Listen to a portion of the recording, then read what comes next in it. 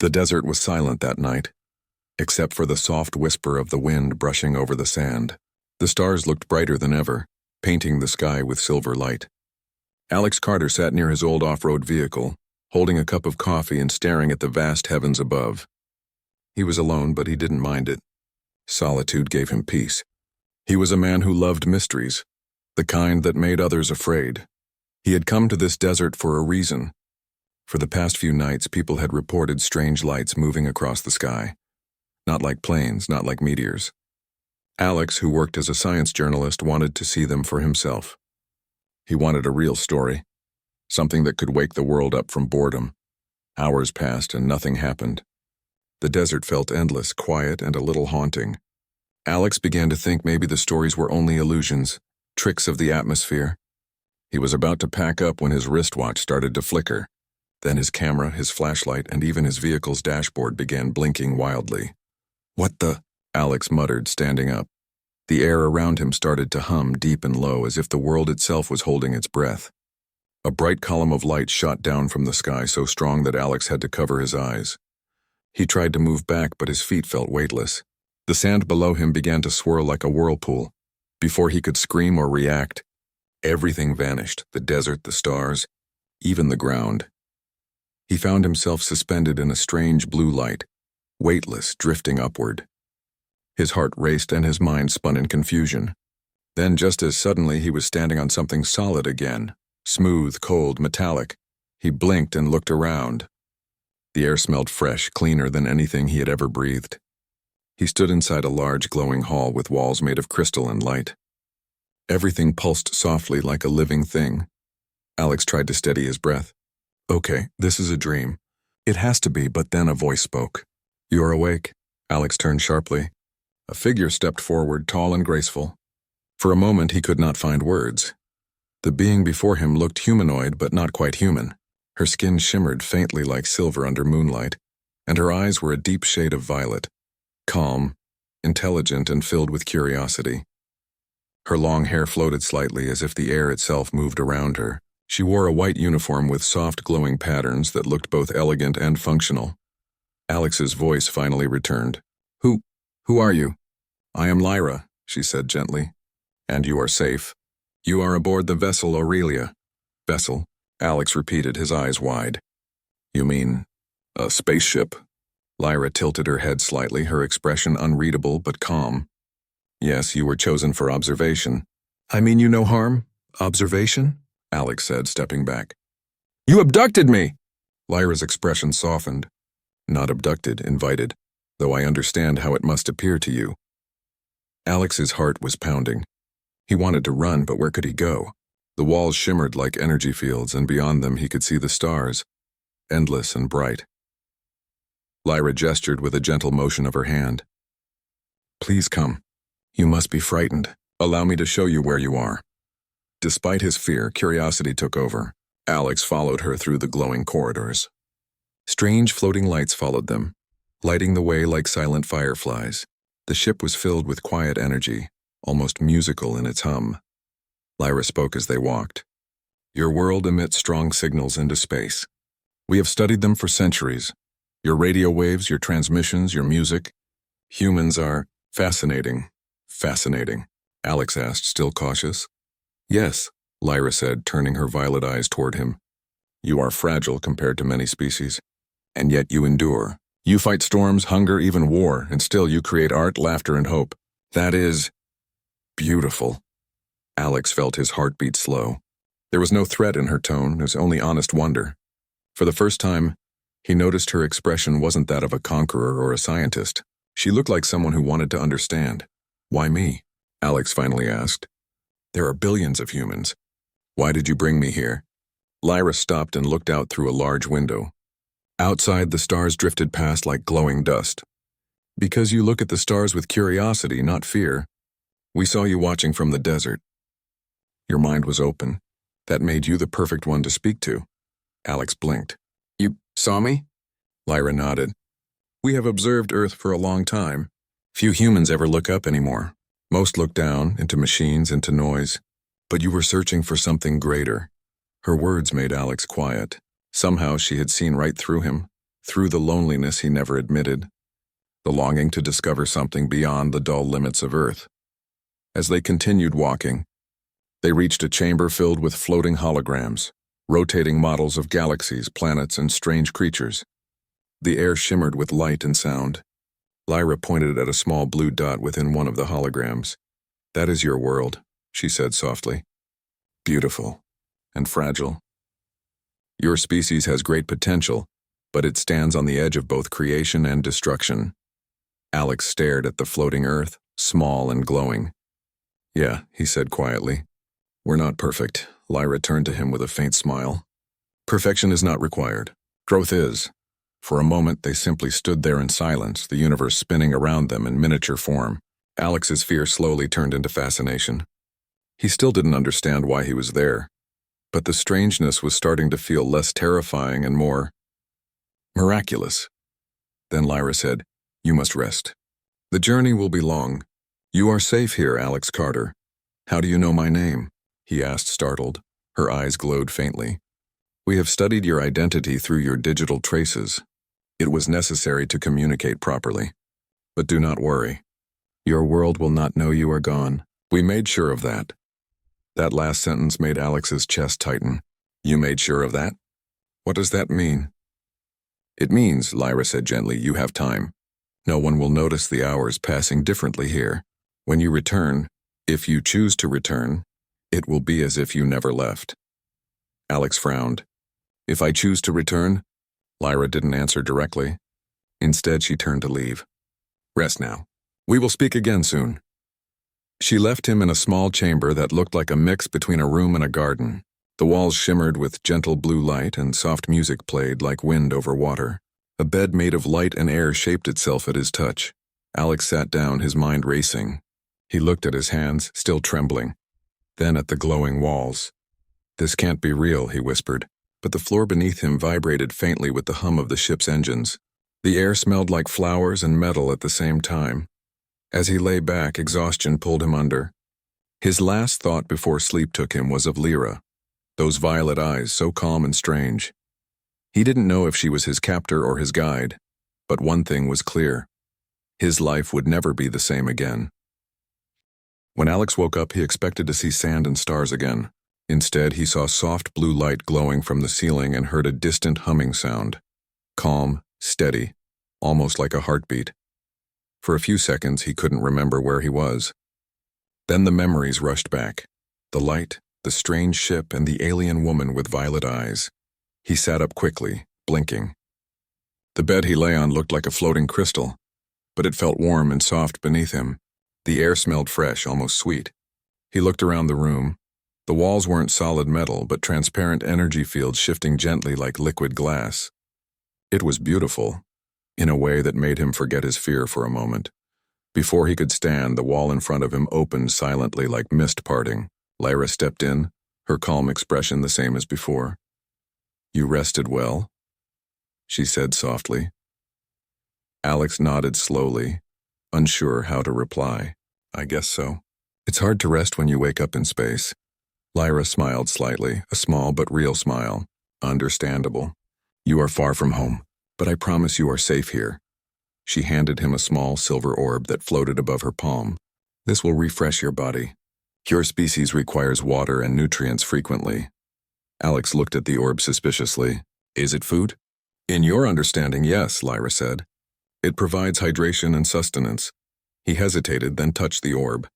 It melted instantly into a cool mist that entered his skin, leaving him feeling refreshed and awake. He blinked in surprise. "That's actually amazing." Lyra tilted her head, observing him.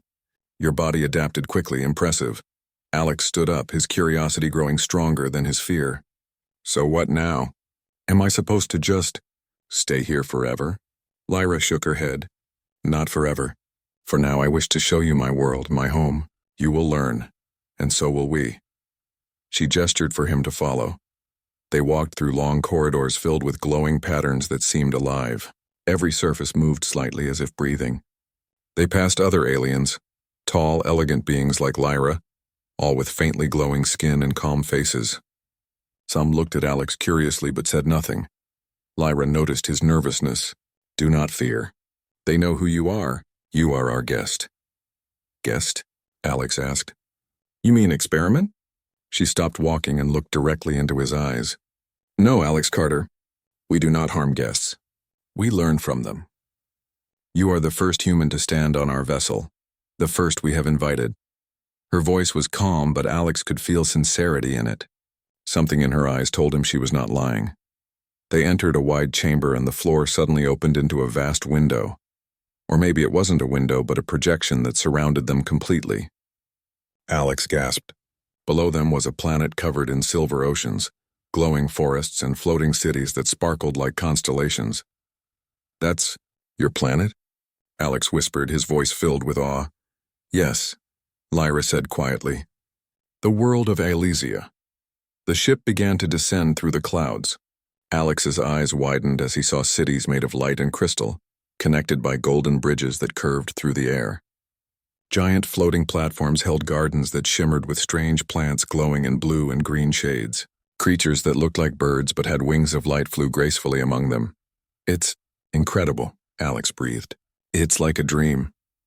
Lyra watched him silently for a moment before saying, To us it is home, but I wanted you to see it through your eyes, human eyes that still find wonder. Alex smiled faintly. We don't have anything like this back home. Our cities are loud and dirty, beautiful sometimes, but not like this, Lyra nodded slowly. Every world carries its own kind of beauty, even yours. When the ship landed, the air around them changed. Alex stepped outside and felt the soft breeze on his face. It was cool but not cold. The sky had two suns, one bright white, one soft golden, and the light mixed into a warm silver glow. The ground beneath his boots was like smooth stone but felt alive, pulsing faintly. Is everything alive here? He asked. In a way, Lyra said.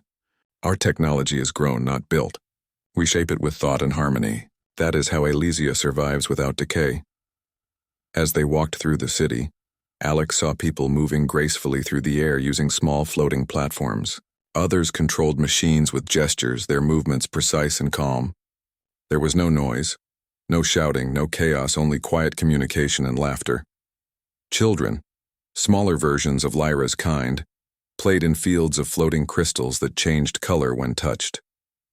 Music drifted in the air, soft and rhythmic like the planet itself was singing. Alex whispered, This is like paradise. Lyra glanced at him. Paradise is a human word. We simply call it balance. They stopped at a high tower with a garden at its top. The plants glowed gently and fountains of light shimmered in midair. From there, Alex could see the entire city spread beneath them. Lyra turned to him. We have observed your world for centuries, Alex.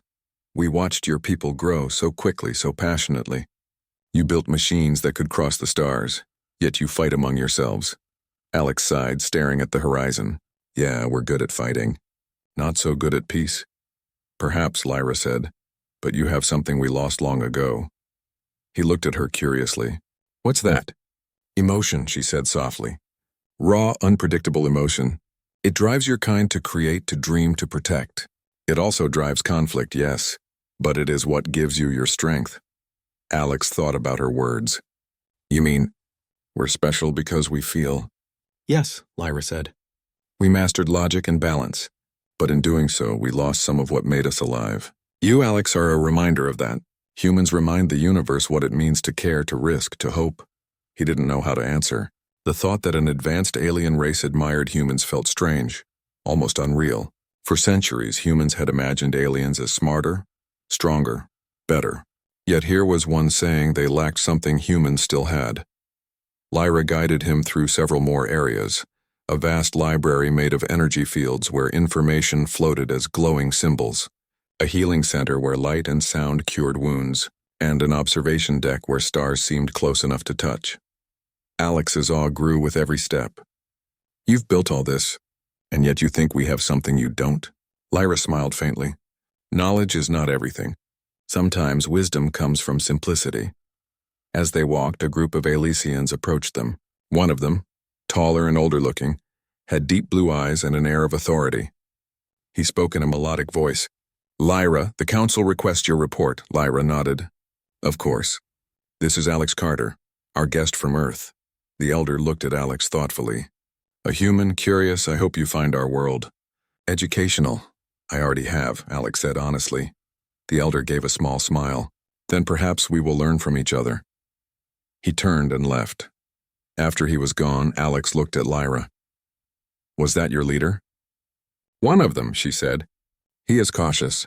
Some among us believe contact with humans could bring danger. They fear what they do not understand. Alex frowned. Sounds familiar. We have people like that too. Lyra looked at him, her violet eyes gentle. That is why I brought you here, Alex. To show them that humans can be more than stories of war and destruction. To show them the courage and kindness your species carries inside. He blinked in surprise.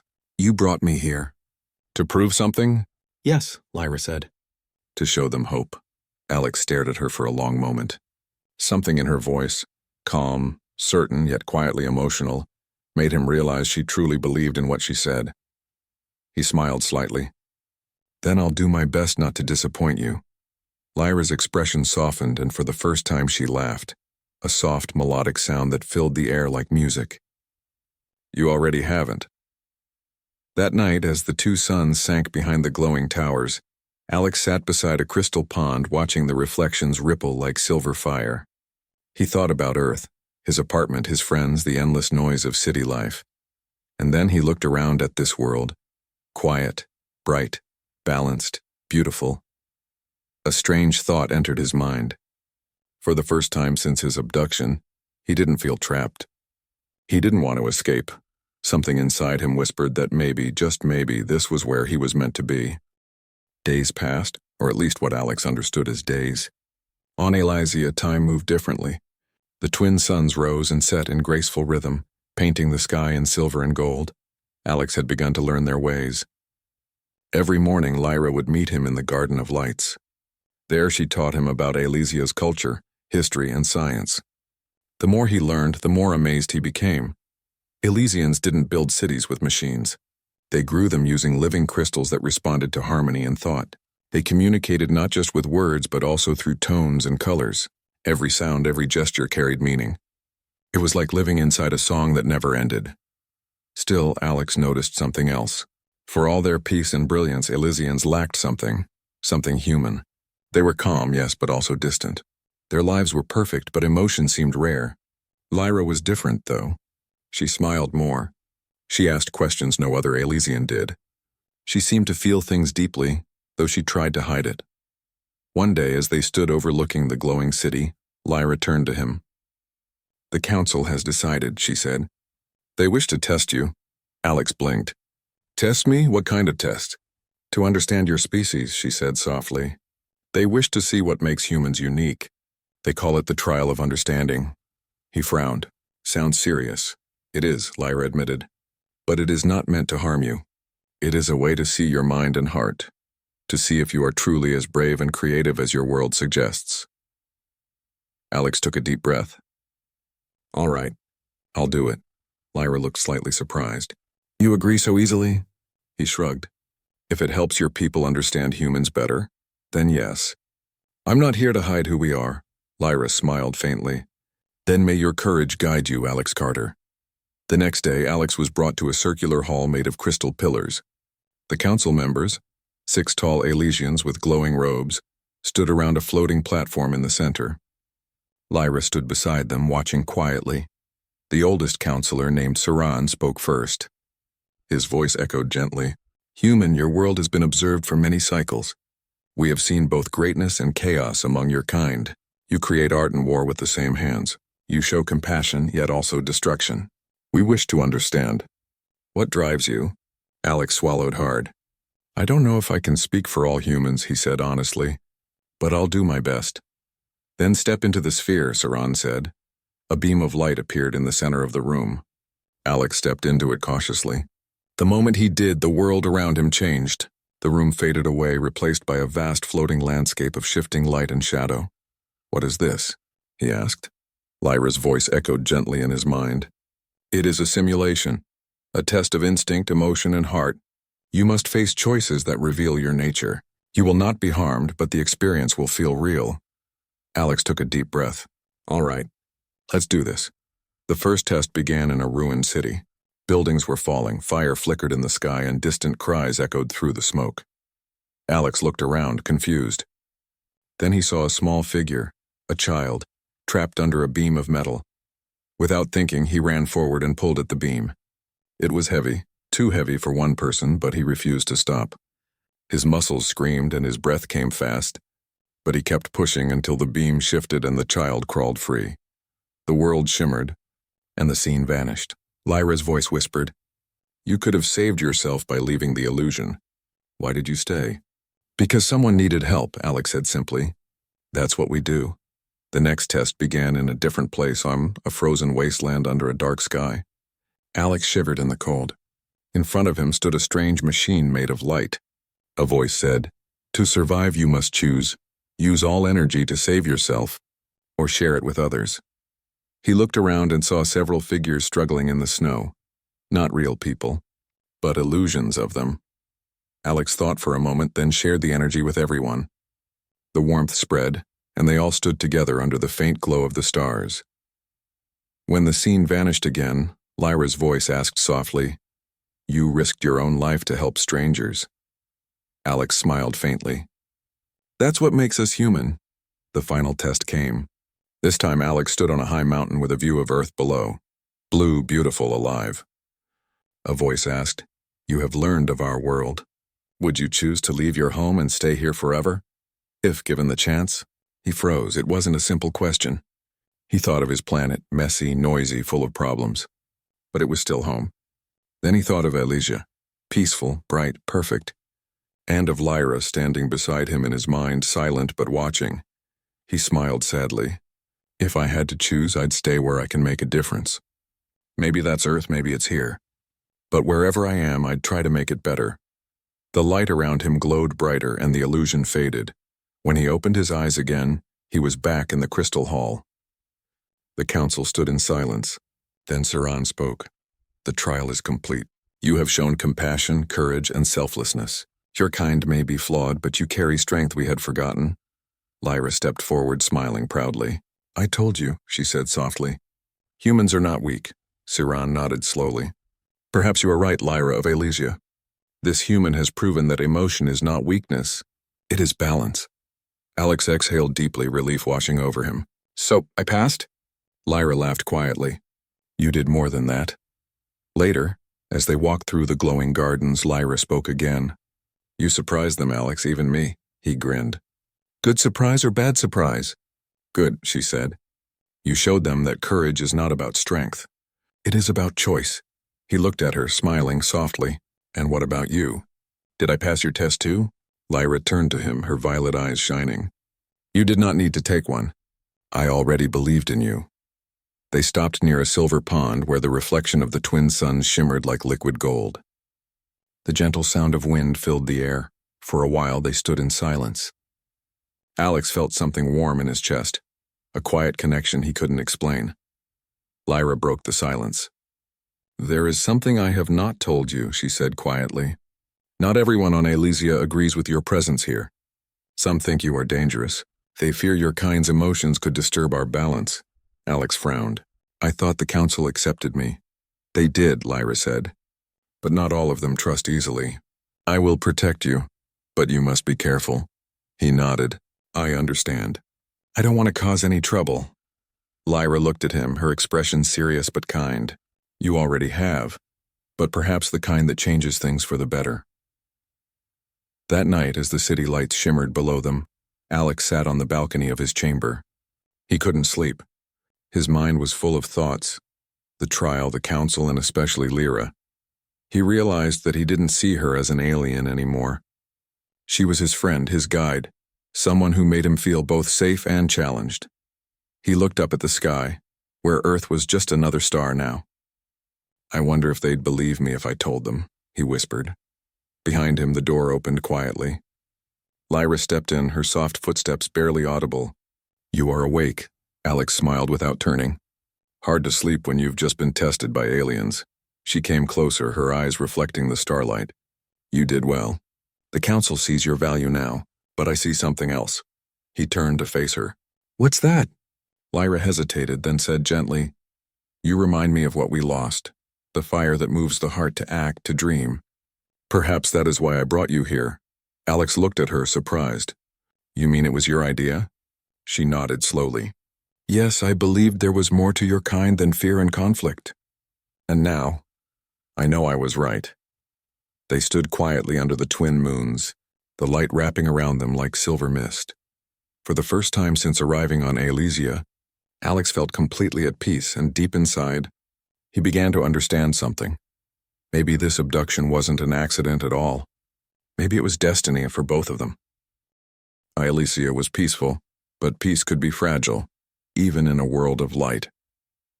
Days after Alex completed his trial, whispers began spreading through the shining towers. Some Alesians admired him, calling him a symbol of courage. Others saw him as a danger, an unpredictable outsider whose emotions could disrupt their balance. Lyra noticed the change first. Whenever she walked with Alex through the floating gardens or the glowing streets, some citizens would stare silently. Their calm expressions hid unease. They are afraid, Alex said one day after noticing the stares. Lyra nodded quietly. They do not understand your kind as I do. Emotion to them feels wild. They fear losing control. Alex sighed. Can't blame them. Even on Earth, people fear what they don't understand. Lyra looked at him, her violet eyes soft. You speak wisely, but I fear things may grow worse. That evening, Lyra was called before the council. Alex waited outside the great chamber, feeling uneasy.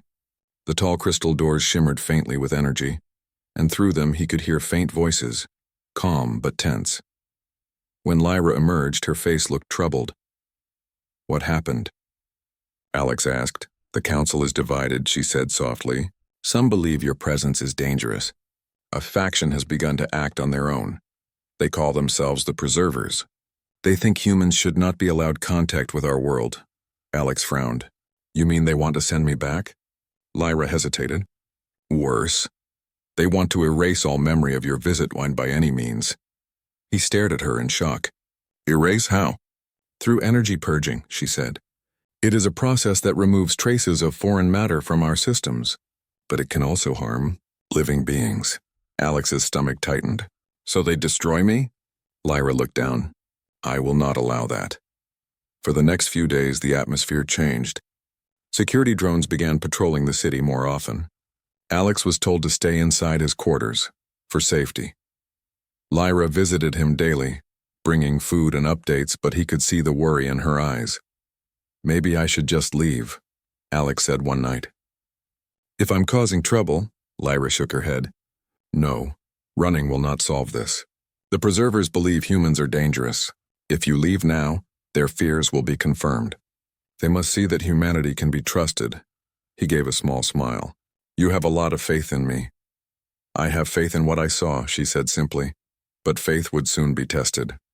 Late one evening, the city alarms echoed through the towers, a sound Alex had never heard before.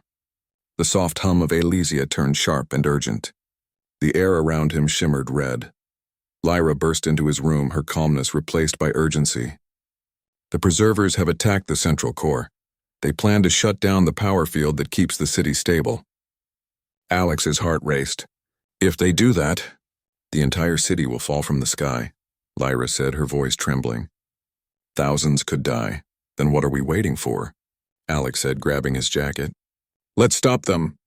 Lyra hesitated. Alex, it is not your fight.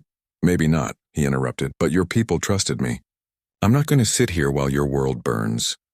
Lyra looked at him for a long moment, then nodded. Very well. Follow me. They rushed through the glowing corridors as alarms pulsed around them. Elysians moved in calm but fast motions, their glowing robes flowing like streams of light. The air trembled with energy. They reached a large chamber deep within the city, the core. Inside, massive crystals pulsed with white light, powering everything on Alesia.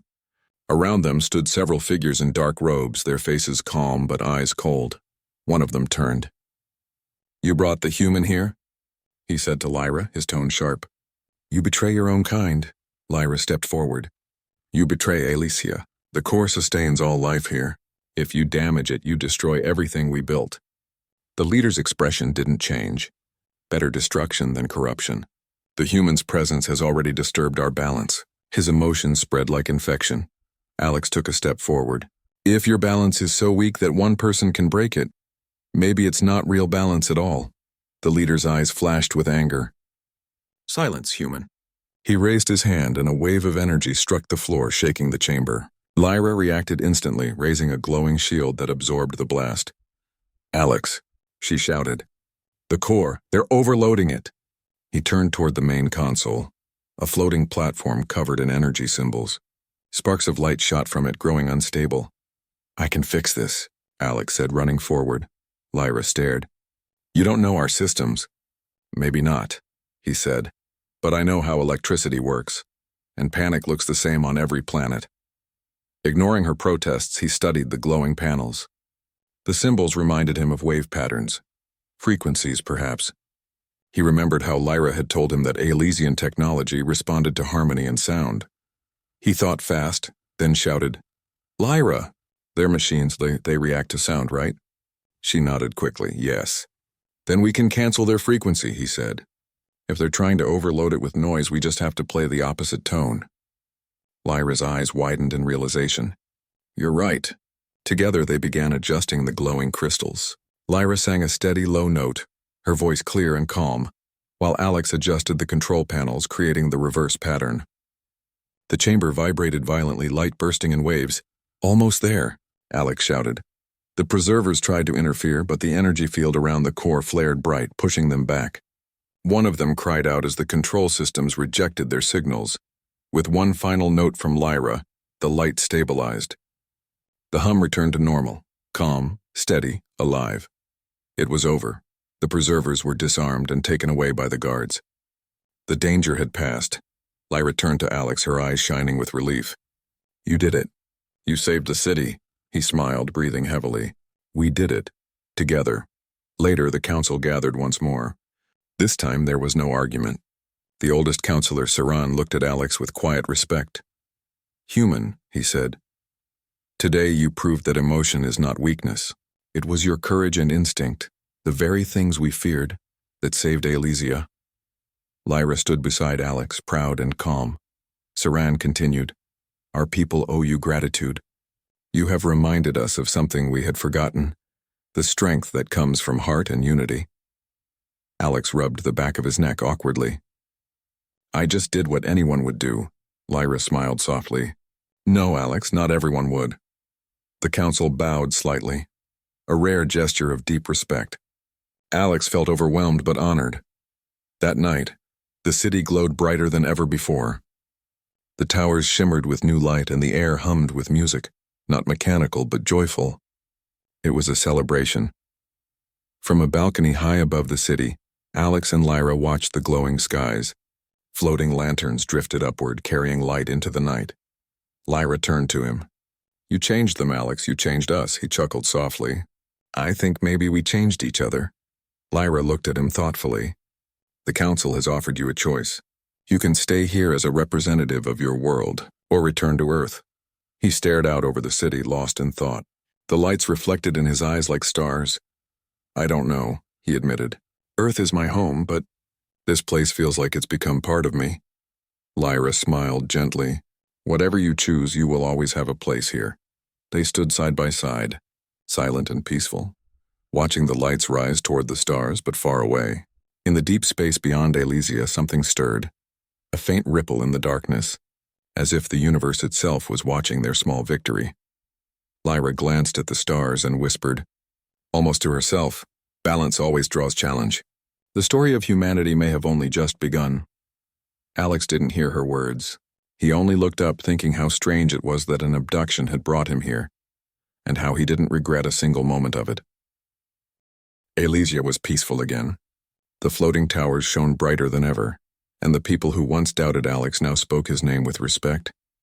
Everywhere he went, Elysians greeted him with calm smiles and nods of gratitude.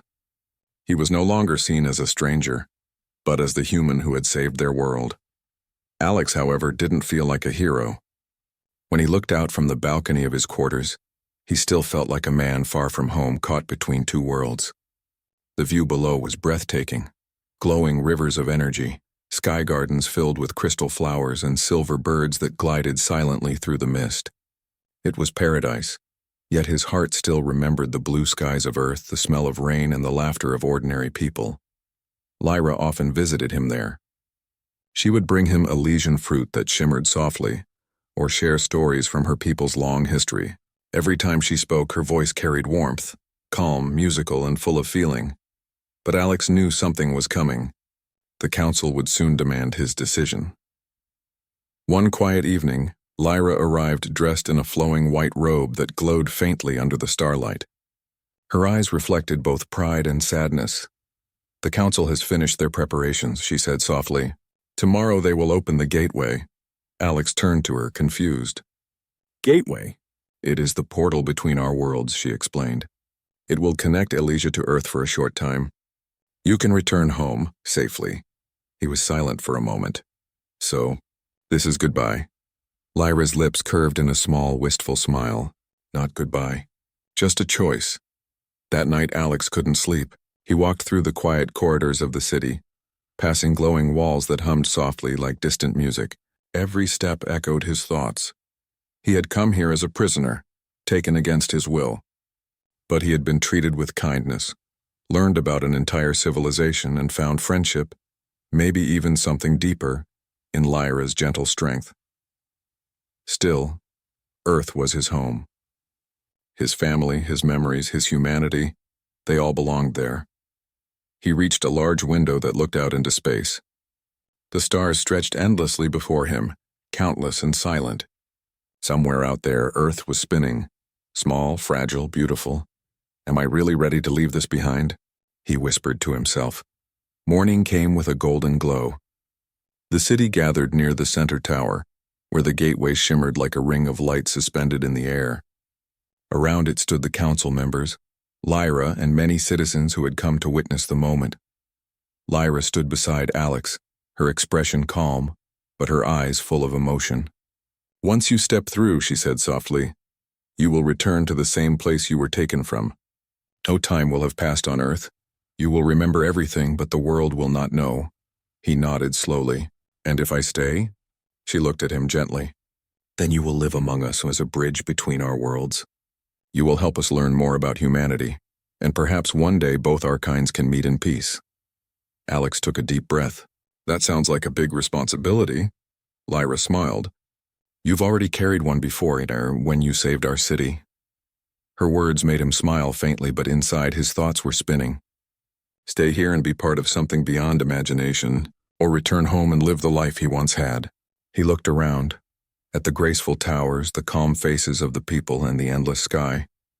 Everything about Elysia was beautiful, but beauty wasn't the same as belonging. Then he looked at Lyra. She was more than an alien. She was someone who had believed in him when no one else did. Someone who had taught him that courage wasn't just about strength, but about understanding. His heart felt heavy.